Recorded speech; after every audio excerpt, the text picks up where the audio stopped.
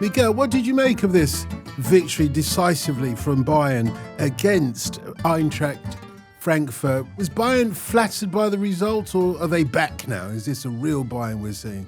I mean, whether they're back, we won't have the full answer really until the closing stage of the season, which is, of course, kind of the referendum for Bayern now, every campaign. But I think what's key right now is that the conviction is back. I mean, I have to say, given the summer they had, given the way the wider transfer market is going and how, just if you stand back, look at how many of Bayern's usual sidings, which is the best players in the Bundesliga, are now going to the Premier League, given Musiala's injury. And I think as well, given a few doubts about maybe Kompany's coaching in conjunction with this constant debate over Kane, there was probably a feeling, and I have to say I had it myself, that Bayern were going invulnerable. I thought they maybe dropped off the level of the super clubs where you think they're always at this kind of standard that puts them in the mix of the Champions League. I thought they'd significantly drop below that, to be honest. So obviously the loss of Musiala was massive from that, given he is their true star. And yet, so far, I think the best compliment you can give them is it's felt very Bayern. In that there's just this deeper conviction to the team. There's a real sense of not just getting the job done in games, but getting it done in this convincing manner, with that almost personified by Kane. And I suppose, given what I said there about the debate about him, I think one of the keys with Kane is that he's illustrating that Bayern, yes, have one of the world-class centre-forwards, one of the few. That is obviously manifesting. And also I think there's another element to this where without Musiala, this actually almost... Look, obviously the team's better with Musiala, but right now, in a what you would say is a moment of need a little bit, it does suit Kane's game to be able to drop back that bit more. He's always sort of spoken about how he likes being a number 10, or really, I suppose, a 9.5. And Bayern are really seeing the best of all of this. So while I would be reluctant to be too fulsome about, how good they are, all of the signs are positive, and all the performances so far have been very convincing. Yeah, Andy, and as Miguel has gone on with the Harry Kane factor in this, this victory prompted a really good pun. I can't remember off the top of my head about Harry Kane ain't coming home anytime soon. Is this the result, at least the consequence of Bayern being back to, the Bayern that were mightily strong in the Bundesliga, that Harry Kane will stay for a little bit longer? Yeah, I mean, I think all this is important if we're talking about Kane's future, as we were on Ask a week or two ago, because just that he's really enjoying it. I think that's the main thing. He feels he can be competitive, and he's really enjoying it. And as we said, the team's completely set up for him as well. And funnily enough, as Miguel was saying, that absence of Musiala, it would have worked out very differently if they'd have managed to sign Nick Voltemade, which was their desire and which was Voltemade's desire, but they just wouldn't come anywhere near the price. Now, of course, infamously, since we've heard many times the Karl-Heinz Rummenigge quote about finding some idiots to pay Stuttgart the money. Look, it seems to be working out very well for Newcastle so far, and it underlines exactly what Bayern would have got. I mean, there's a good penalty taker. Yeah, for a start. But as Miguel says, I think it's interesting that the way that Bayern have tried to front that out when their biggest two targets have indeed ended up going to the Premier League. So they can kind of sate themselves in a way by going, oh, look, well, in 2 of the last 3 years, we've signed Premier League starters. We've signed Harry Kane. We've signed Luis Díaz. But both of those players are of a certain age. They're not the next group. And if you look at all the elite clubs would rather pay for a 21, 22, 23-year-old who's got 10 great years ahead of them and a massive ceiling. Elise. Yeah, that is an example. But I think if we're looking at the elite clubs, they would rather pay for talent that's going to be it for the next 10 years than players who are necessarily ensconced in their prime now. And I think if you look at how long it took for the Gyökeres deal to be pieced together, for example, the fact that Osimhen couldn't find any landing spot in the Premier League, I think that really gives an example of the way things have gone. And say someone like John Duran, for example, who cost more than either of those two players, which is remarkable, really, if you look at the raw numbers. But I think in the short term, Bayern look amazing, and it's not just the result, the fact that they go to a very good Eintracht Frankfurt side, and it's a really hostile atmosphere. They're 1-0 up in 15 seconds, and they play brilliantly. And the style is important, especially Bayern post-Guardiola. The way they play, not just that they get the results, is very, very important. Guardiola, I know he didn't win the Champions League there, but he changed the way that Bayern viewed football and Bayern viewed themselves. But I think in the short term, it looks brilliant because at the moment you have not just Kane, but he wasn't the outstanding player in this. Díaz was brilliant. Serge Gnabry is getting back to his absolute best level now, which is fantastic. Of course, you talked about Elise on the other side. That's one hell of a front four. And also, as Miguel says, I think we have to park judgment for what that really means at the back end of the Champions League. What sort of fettle does everyone arrive at in spring? That's a really good question. But I think Kane, there's been a lot of discussion of him over the last week about, well, actually, maybe you can fit Nicholas Jackson, or maybe it won't be Nicholas Jackson because it's a very expensive deal to do permanently. The name that keeps coming up at the moment is Dusan Vlahovic because he's free at the end of the season. He'd definitely be interested in Bayern, and they have at least a fledgling interest in him, partly due to the fact that he realises he can't get his Juventus wages all over again, partly due to the fact that he's free.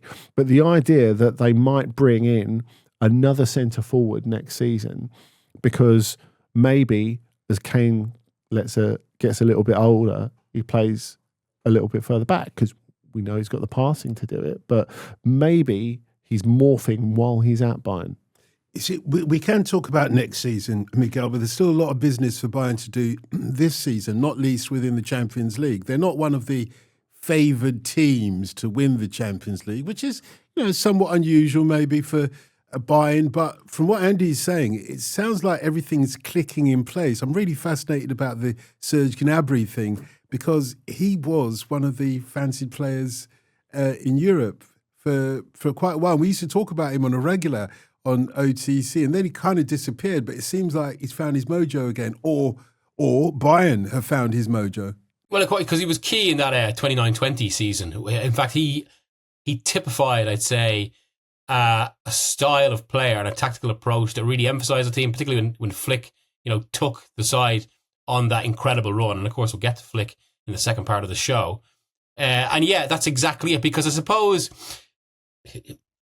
what I have to say, just to bring it back to the point I made at the start, the slight feeling I had about Bayern coming into this season was a bit of a kind of a 2017, 2018 vibe where obviously kind of, as Andy said there, Guardiola had, revolutionised the club, changed its outlook and also kind of made them or restored them to being one of Europe's powers. And then once that started to wane, the typical way these cycles go, there was a sense of bringing in good players, but players of a certain profile towards the end of their career, or not towards the end of their career, but on the kind of, past their prime, perhaps kind of Vidal being, a classic example, that sort of profile. And an element of kind of, how to put it, lethargy about the side. I think obviously Ancelotti wasn't quite a brilliant fit for them. And maybe in the period in between 2020 and what's happening now, there's been a gradual sense of the same, that they've kind of been over a sense of kind of best practice, and it was like they were always catching up with themselves to a degree, that the team had lost this sort of vibrancy about it, this kind of thrust that you'd really associate with Bayern. And I think that's what Gnabry basically personifies when Gnabry's at his best, because his game is all about that, and I kind of, the way he invades space, essentially. But am I allowed to make what many people probably consider a typical Miguel Delaney point to regular listeners? Because I do feel it's significant, to be fair. And I feel it should be acknowledged in any discussion about this. Is it not a slight, well, especially as we're talking in the week where the ECA, which Bayern, of course, have always been central members of, have rebranded in this absurd hullabaloo. But is it not slightly depressing that you would have considered Bayern at a vulnerable point, and we have the potential for a proper Bundesliga title race, and it's just the same old Bayern. I think it does. It's the other side of it for me. As good as they've been, it's interesting because I think the default position in Germany is you've got to expect Bayern to be the heavy favourites and almost impossible to beat. But if they're going to do that, at least they might as well do it stylishly. That's certainly the feeling this week. That this is something that builds towards them being able to be a genuine contender for the Champions League. And I think the reasons that you think they could be is because you look at the front part of the team, it's working brilliantly now, and they'll have Musiala back in 2026. And frankly, this is the way I guess you can look at injuries these days. It will have made him had a rest, which I think is quite important. So you could have Musiala full of juice to add to that in the second half of the season, which could potentially be decisive. Now, the other part of that, I suppose, is you look at the defence and you think, have they got enough cover? I mean, already in this early part of the season, they're playing with fullbacks who are out of position, really. I mean, going with Konrad Laimer at right back through the entire season. Look, I think that they're quite hopeful now about Sacha Boey, who they paid a lot of money from Galatasaray, and they were open to selling him. But now, because of necessity, really, they've had to bring him back into the fold, and he's done pretty well. So obviously that would really help them. But I think the main questions about them are probably defensive ones rather than attacking ones, which I guess you could say about a lot of the contenders for the Champions League. When Miguel says same old Bayern, and I can imagine Vincent Kompany saying, well, hang on a second, you may have noticed, Miguel, it ain't the same old coach for Bayern, and he was getting a lot of critique when he initially was appointed as Bayern Munich. Well, I think because he was 78th choice for it, really. But is he going to have the last laugh? Well, he could do. I mean, he's got to win the Champions League, really. Yeah, he does. He does, and I think it matters more because, like, I guess to people outside Bayern, you look at Guardiola and you think 3 years there and he didn't win the Champions League. It's a failure. But it's not. I don't want to get all Giannis Antetokounmpo, but there is no failure in sports. I just think if you look at the way he transformed their game and their expectations of what a Bayern team should look like on the pitch, I don't think there's any Bayern Munich season ticket holder in that time who would say that Pep Guardiola at Bayern was a failure. I just don't think that's correct. But Miguel's right. Kompany's coming at it from a very different angle because he feels for a lot of supporters and for a lot of media like an underwhelming appointment. And he sort of kicked back against a lot of that criticism in the first year. He did a lot better than people expected. He was less idealistic in the way they wanted to play than a lot of people expected, and he made steps to making them better defensively, but which, remember, Flick struggled with at the end, and Tuchel and Nagelsmann could never do. So that's no small thing. But I think when you look at what Kompany is, they went with someone who, it seemed a weird appointment to many, but he's someone who's a great communicator and knows the league. And two of those things are really, really massively important. Now, him making that leap to the next level where they can be a team that could have got further in the Champions League. I mean, they were really close to knocking Inter out last season. So I think they were better than a lot of people expected. And they've started this season's Champions League very well. I thought they were very good against Chelsea. But only the back end of it is going to count for a club like Bayern, as Miguel says. Yeah, and 2 points on that as well, I suppose, just in terms of the distinction. There is a difference between being a failure and having the last laugh. So I think, Kompany's not a failure, obviously. If he wins the league, he's not a failure. But that's sort of seen as the expected, this is the bare minimum. If you want to have the last laugh at Bayern, it's about winning the Champions League, about doing that. And secondly, there's another element here, which I think is going to be really interesting towards the back end of the season. And which is so key to some of the points Andy's raised about the defence, where, I mean, what is Kompany as a coach? He is almost seen as one of the most, despite some variations that would accept, obviously, but he is still seen as one of the more extreme of the Guardiola disciples, which is why, which is one of the reasons Bayern picked him. And I would say very quickly this season, actually, I've been surprised by the acceleration of the trends. We are moving into a post-Pep era. Now, with that ironically being spearheaded by Guardiola himself, given in the Arsenal match he's already played 5-4-1 in a way that would have been unimaginable 15 years ago. And I suppose the point there is, if we get to the latter stage of the season, and I think partly because the Champions League doesn't allow as much on-the-grass coaching as managers like Kompany would want, we are going to see more pragmatic elements to, I think, the elite level of the game. We already are. And I think that is where it's going to be a real test of where certain potential systemic vulnerabilities in Kompany's approach can maybe be exposed, or on the other side, whether he really shows his mettle as a coach and overcomes that. I mean, because I suppose the one thing I would say is his big win of the season so far, at least in European terms, came against the Chelsea side, who have the exact same problem almost. I mean, Maresca is another one who's seen as a bit of a Guardiola clone or disciple who had his own issues at the time. So I think that's going to be a really interesting undercurrent to Bayern's season, as well as a few other club campaigns. In conclusion, watch this space very closely, particularly towards the back end of the season. Trust me, Jamal Musiala is coming back. Meanwhile, in La Liga, Andy, we witnessed the shock result, I think, of the season in any of the leagues so far. Agreed. Barcelona falling to the almost relegated Sevilla from last season. What happened? It's remarkable, really. I mean, look, Barcelona were not good. I think we have to be clear on that. Sevilla is beyond their wildest dreams. They've not beaten Barcelona at home in a decade, and they are not the team that won all those UEFA Cup / Europa Leagues. They're a mess on and off the pitch, and they have been for some while. They've been circling the drain. Well documented in previous OTCs, by the way. Yeah, that's right. So for them not just to beat Barcelona, but to beat them 4-1 is pretty incredible.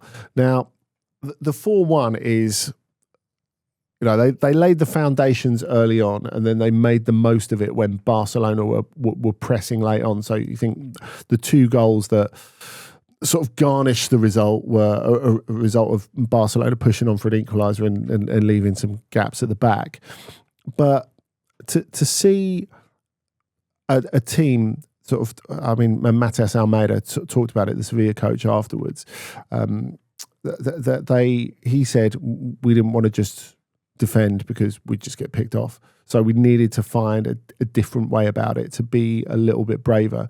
And they were. Now, you didn't really expect 36, nearly 37-year-old Alexis Sanchez, who couldn't get in the Udinese team last season. Of course, there's narrative because he used to play for Barcelona, etc., to be the guy who was able to lead that. But him and Isaac Romero did that very, very well in the opening part. And, there were all sorts of explanations offered by Barcelona afterwards. Frankie de Jong said, you're just looking at a team that's really got a build-up of fatigue. You had Alejandro Balde saying we made far too many individual errors, something that Hansi Flick talked about as well. He was critical of his own tactics. But I think to see them fall like this to a team that have really struggled to put one foot in front of the other for a couple of seasons now, and don't have the same levels of recruitment. They're living very much hand to mouth. Was pretty remarkable to see it catch up with Barcelona like this.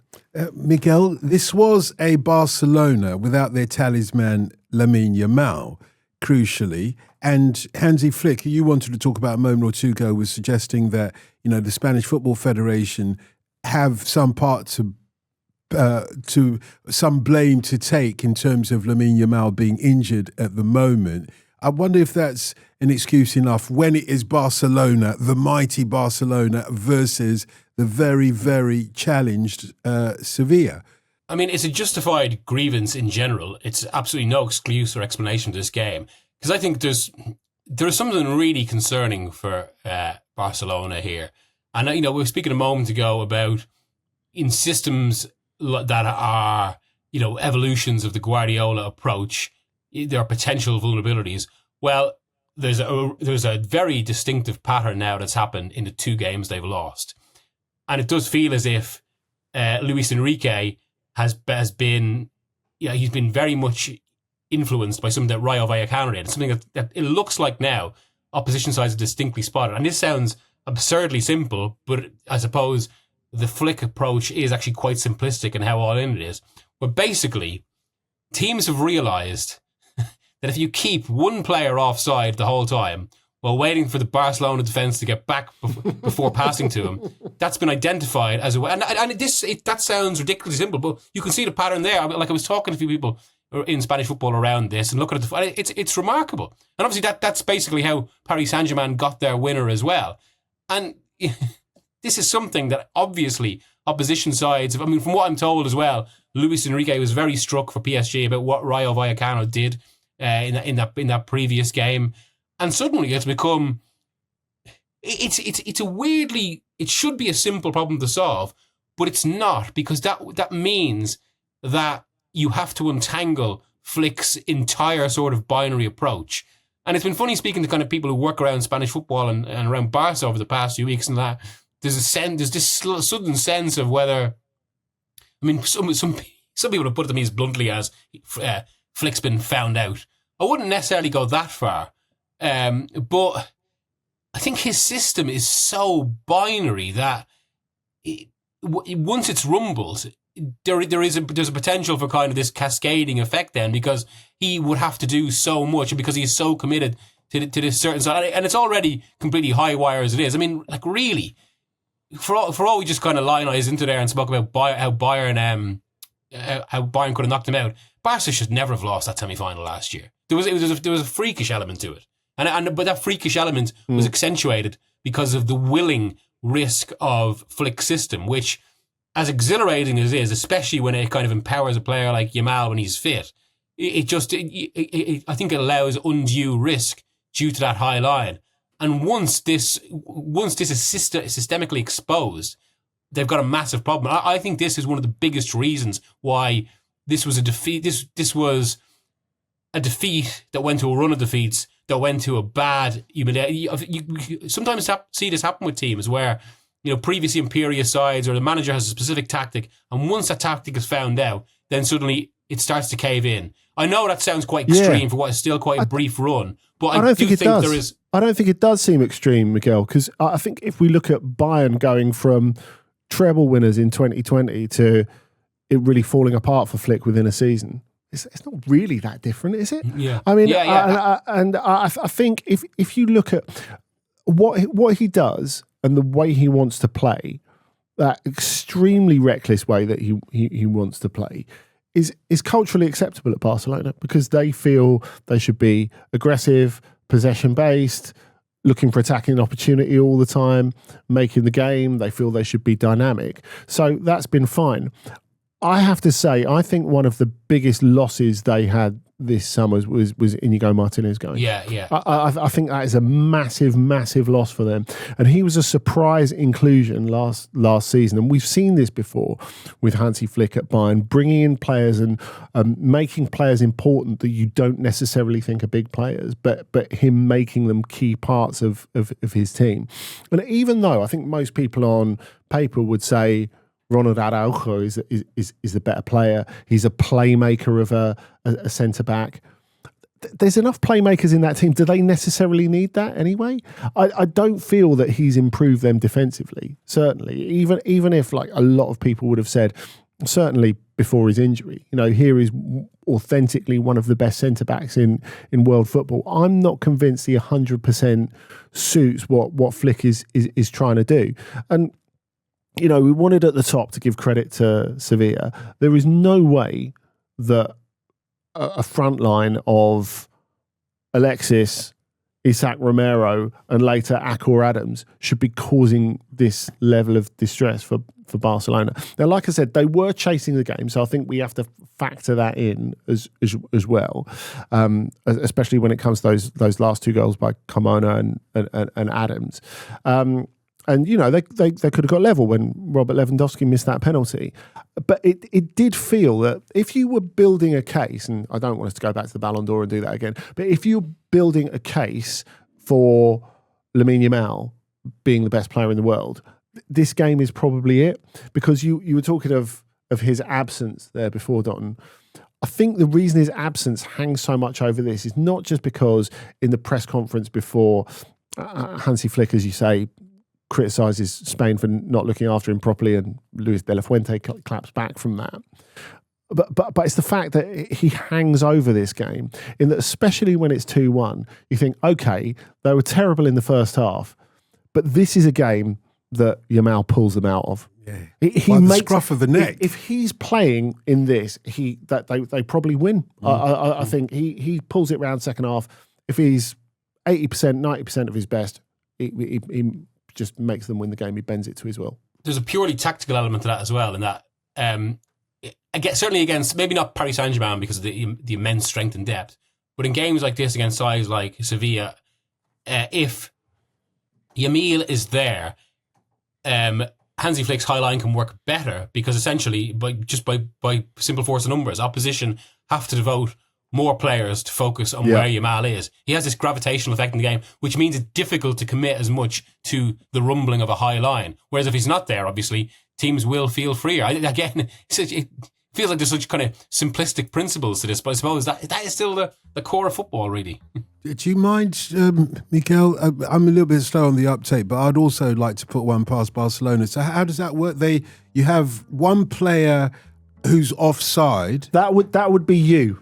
Yeah, that would be you, and we use the runner from deep. You're a decoy, basically. Thank you. And then they have to run back. And how does it work? On one stage, it's like, in coiling a spring, basically. Once the defence is back in position, passes lofted through, another player runs on. Suddenly the guy that was offside has been onside, and the chance is there.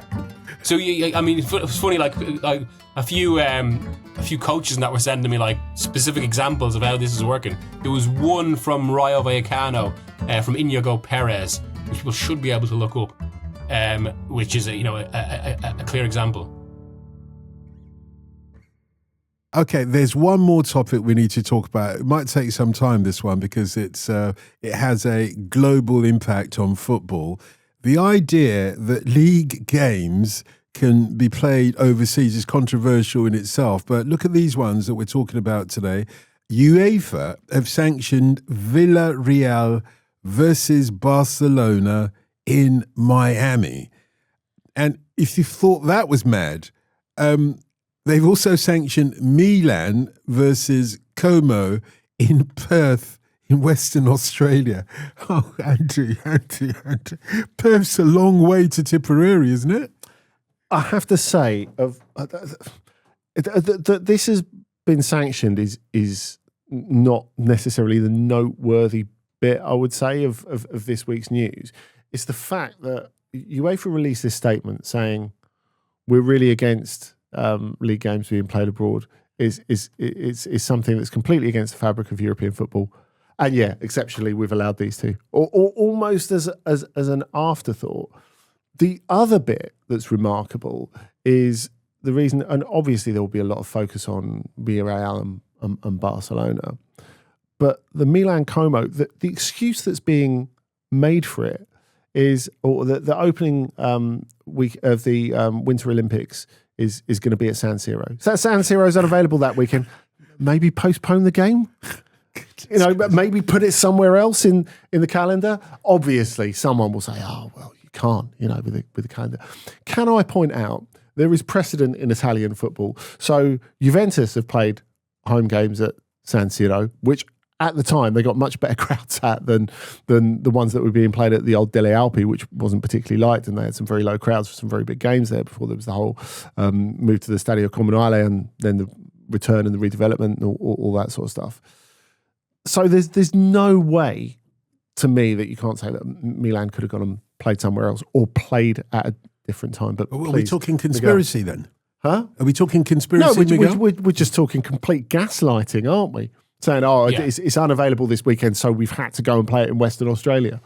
And on the subject of gaslighting, I mean, it feels like it's only football, or at least football in the manner it seems to predict a lot of society these days and post-truth and all this sort of thing, where a governing body could release a statement that is headlined, outlining their opposition. You wouldn't guess from the statement what the actual decision is. And, assert their opposition and how they don't want something to happen by allowing it to happen. I mean, I do feel, that's absurd in itself. I do feel it's actually worth pointing out why this is important. I mean, one of the themes, anytime at least I've been on a podcast, is about this whole issue of super clubs sucking up money and interest at the expense of the wider game. That is why this is such a specific issue. If you start allowing the big clubs to play in alternate territories, I mean, just by the most simple market forces possible, it takes attention away from the domestic game. This isn't one of those situations where the people getting to see this higher level of football means they kind of gravitate towards their local. It's not like kind of kids getting to train with kids from other areas. That's not the same thing. This is something that's become a distinctive force in modern football. Also, it's the further kind of more and more literal land grabs by the super clubs. So that alone is a huge issue for football. The biggest thing about this, though, is for all UEFA talk about, how they've got commitments from the member associations, how, this is an exceptional basis. These are just meaningless words, because what they have done is created legal precedent. So that means any time there is any similar case in future, regardless of the opposition from member associations, people will be able to point to this legal precedent. And what's even more remarkable about this, and it's incredible it never came up, in 1999, UEFA actually had a legal precedent that exactly fits their purposes, and it went as high as the European Commission. The Belgian club Mouscron in 1999 tried to play UEFA Cup games just over the border in France in Lille. UEFA sought to block this precisely to protect this principle of the importance of having teams play in their own jurisdiction or their own territory to protect all these men, protect the sanctity of the structure of the game. The European Commission backed them, gave them that protection, pointed out it was right that UEFA did this, and now this should have been basically a silver bullet, a bulletproof protection against any of this. Because when you speak to people in the wider football structure now that have been involved in discussions around this, even some of those who are against it point to the complications about how, they're potentially facing up to legal challenges going up to the European Court of Justice from La Liga. But again, all I had to do was point to this 1999 precedent. It is absolutely key. I've been speaking to some of the best lawyers in European sport about this, who have worked on these cases, and they've repeatedly pointed to that 1999 European Commission judgment. And now that is relevant because UEFA have gone against what they sought 26 years ago to allow these games. So the idea that it's an exceptional basis are just words. And I think there is something bigger going on here, because, this was a situation. I have a certain sympathy for UEFA, because at the moment they'd be set on all sides by all sorts of forces, like, the Super League from 4 or 5 years ago, private equity trying to get involved in football and change its structure. Obviously autocratic states trying to use the power of the sport. There's all these forces in the game, and UEFA is in a difficult position to navigate this. What I find remarkable, though, is that rather than come up with strong positions and seek institutional backing from governments, from states, from the European Union, although I have to say I found the comment from the European Commission's Minister for Sport, Miguel, very odd in this regard. He spoke about UEFA's clear stance. I don't know how you can describe any of this as a clear stance. And that's pointed to by one of many steps UEFA have made in this. So one of the reasons this entire story has come about is because in 2018, La Liga tried to play a Barcelona-Girona game in America. Sounds familiar. That was blocked by FIFA. The sports marketing agency Relevant from America, they basically put up a legal challenge to this, which forced a legal climb down from FIFA this year, which basically opened the space for this match.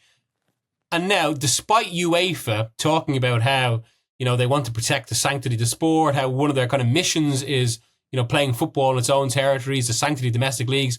Who is their current commercial partner for the Champions League? Well, it's Relevant, which is exactly the company who have forced this situation. I mean, this is remarkable. I'm not talking about Relevant, just purely UEFA.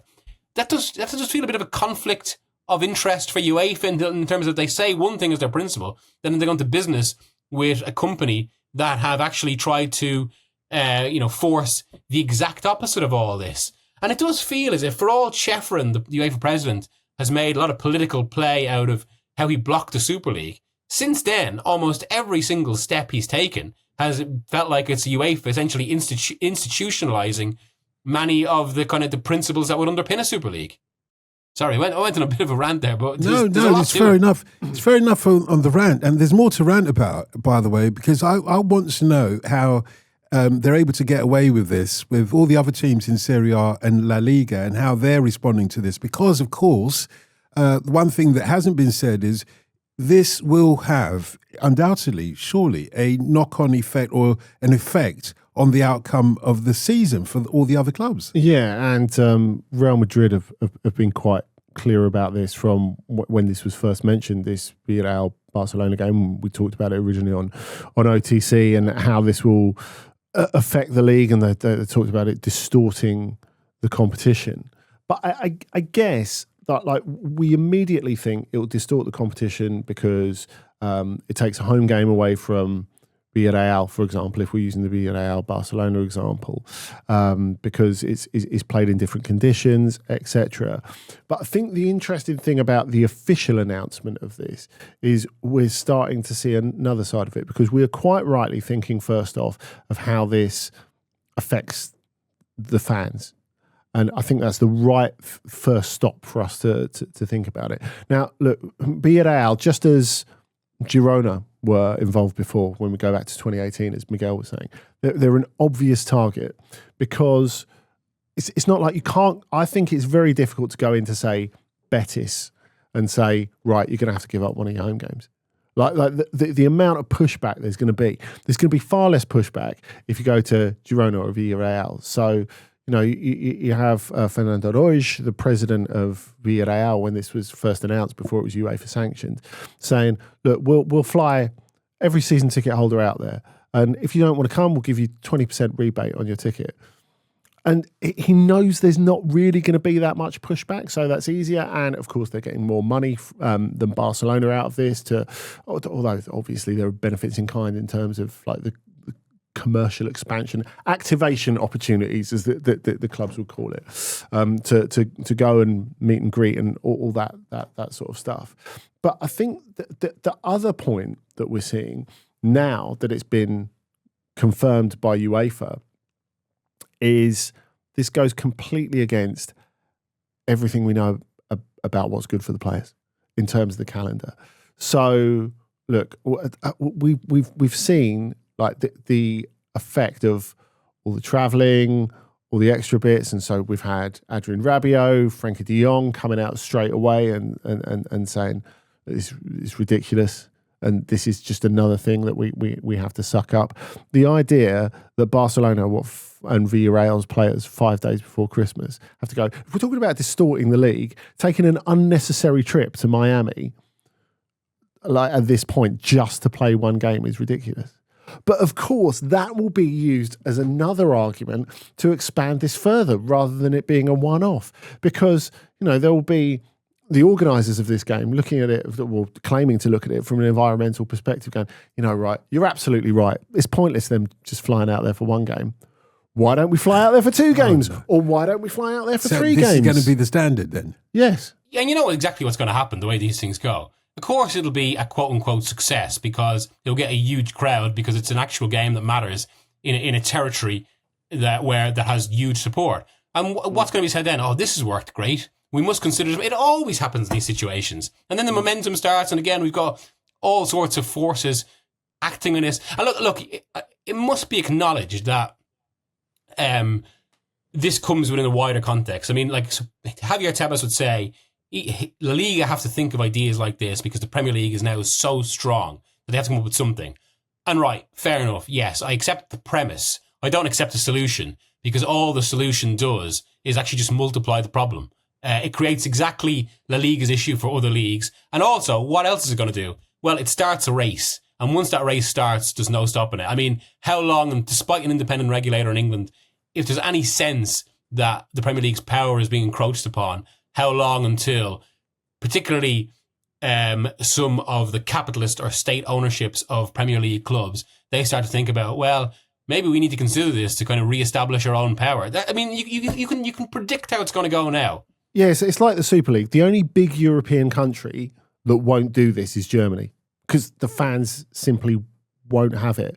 And it feels to me, like I say, as if Spain is quite an easy target in terms of the way that the schedule of La Liga and the scheduling of La Liga games has been completely contrary to like what is convenient and what is reasonable for fans. You know, massively late kickoffs, changing kickoffs, and like not just times but days at a very short notice is something that fans have to live with for ages. I think one of the biggest recurring questions we've had in all of the years of OTC is when people write in and go, "Oh, I'm going to Madrid with my friends for the weekend. Is this game fixed? It's like 6 weeks away." And you'll go, "No, it's not. Book Friday to Monday if you have to watch the game," which is mad. Yeah, but it's the same for local people who create that atmosphere, that people want to come and see, and people do want to come and see it. They do want to come and see football in its natural habitat. You know, that they have plans as well. And so with like 3 weeks to go, oh yeah, actually, it's going to be on Saturday and it's going to be at 10 p.m. or it's going to be on Sunday and it's going to be at 9 p.m. It's ludicrous. Of course, Radamel Falcao famously said, you know, when he was asked about a Sunday 10 o'clock kickoff, he said it's past my bedtime. Well, I think there is a point to be made here as well. It's quite important. So, okay, this is outside Europe. This is not quite on the continent, it's on another continent. But obviously, because the World Cup is in mostly in the States next year, I've been speaking to people we do have to do a lot of reporting on the build-up to this, what the significance and meaning of the tournament. And I've been speaking to people who work in the US football or soccer infrastructure. And one of the things they're already saying is they are very concerned about the actual legacy of this tournament for the US game. And again, there's a bigger context there, pay to play, US structure, but anecdotally and from even some data, the suggestions are that this boom in football interest in the States that everyone is looking to kind of capitalize on, there is worry it is not seeing translation from that interest into the local game. That all it's seeing is more and more fascination with the super club game. And of course, this is a recurring problem. And it's funny, like I'm speaking here with an Irish accent. I've often said this. Ireland was actually the original case study in this because until the late 1960s or mid 1960s, the League of Ireland had really healthy attendances, really strong, particularly Shamrock Rovers. What happens in the mid 1960s? Match of the Day comes on TV. It's beamed over from the BBC, get on, and suddenly, and you can directly correlate this, attendances plummet. And it now feels like we're seeing this dynamic right across the game. I mean, and there's all sorts of research that shows about kind of how like most fans in so many countries are interested in only the super clubs or the Premier League to the detriment of their own domestic leagues. And this just furthers that. And to me, I mean, that it starts to erode the vitality and variety of football that makes it, you know, so rich, that makes podcasts like this. On that note, let's look back at last week's game of the week now. Andy and JJ selected their picks. Well, I don't know who to blame, but we didn't see any goals, did we, Andy? Porto versus Benfica? No, and if Miguel's going to go on and say how there was lots of intrigue in Juventus, Milan, and there were loads of chances in this 0-0 draw, I'm not going to say the same for Porto versus Benfica. Obviously, on Monday's pod, me and Miguel Pereira talked about it, and the narrative was better than the game itself, I think it's fair to say. But, you know, Jose often gets what he wants, particularly if it's a 0-0 draw on the road. And that's a good point. JJ picked Juventus versus AC Milan, as Andy's just said.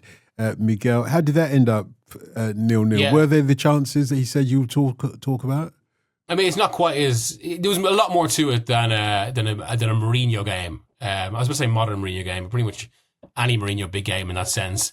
But still, it already feels like there's a bit of that Serie A is already kind of settling into a bit of a groove here that,